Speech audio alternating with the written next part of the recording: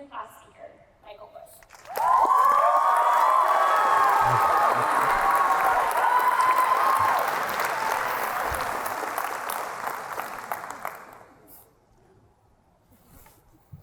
Good evening, all. Class of 2022. I'm honored to be before you as we reflect on our time shared here at this marvelous institution of high academic standards, athletic achievement, and the highest levels of student involvement and community engagement. What a journey this has been from my first campus tour until this moment. As I was thinking of where to start, I thought about how our first year orientation, where crew leaders encourage you to step out of your comfort zone and into the challenge zone while doing your best to avoid the panic zone.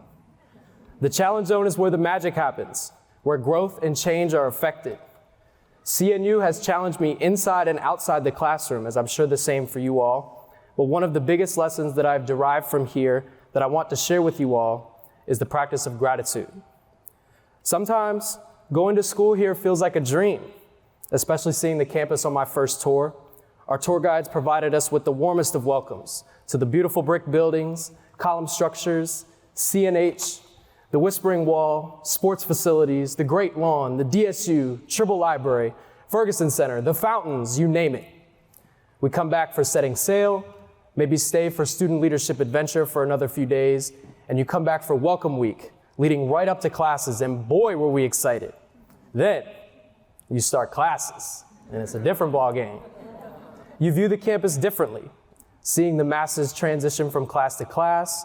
Things like door holding and greeting people become commonplace, and you begin to see CNU as an average normal school to attend as you build your routines and daily habits. After freshman year, I used to agree with others when they would grumble about CNU. The stressful classes, strict yet apathetic professors, inadequate counseling services, subpar dining hall food, and an infuriating lack of diversity with even less of an urge to do anything about it. Yep, all of it. This negative cloud lingering in every conversation on this campus was plaguing our perspective. As COVID-19 changed our lives forever, during our sophomore year, we were sent home or somewhere away from campus, and we were told to figure this out alongside our professors and staff. This was a wake-up call that helped us realize how privileged we were to be living our normal lives on this magnificent campus with the best professors and a wealth of resources at our fingertips.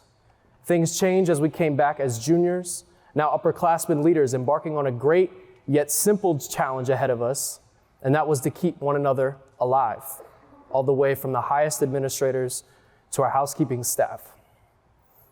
One evening in the fall of 2020, during prime COVID-19 restrictions, masks, and online and hybrid classes, I was living with Travis Bartee and Brandon Davis at the time. During the semester, we had a fair amount of chill time. I never knew how much I would miss some of those days. But we were up fairly late and having a random conversation about what was going on in the world at CNU and just everything we could think of. The conversation wrapped back into a discussion about the campus community, and we simply found things to complain about. I brought up how our staff at CNU doesn't get the love and appreciation that they deserve, specifically the dining hall workers, and I started to tear up. Feeling their sacrifice to serve us during the hardest of times and risking their health to do so for minimal remuneration that CNU could possibly offer. The least we could do is recognize them as human beings and thank them for their service to our institution.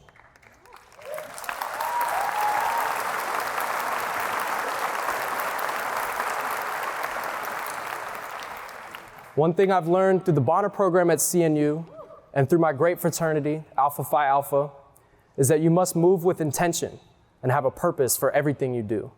This led me to come up with an event during our Alpha Week of spring 2021, where we marched a group of 15 people through both dining halls on campus and recognized them with decorated signs, loud chants, and yellow roses to show our appreciation on behalf of the student body, and later repeated that this year with more than double the number of people coming to show their support for our dining hall staff.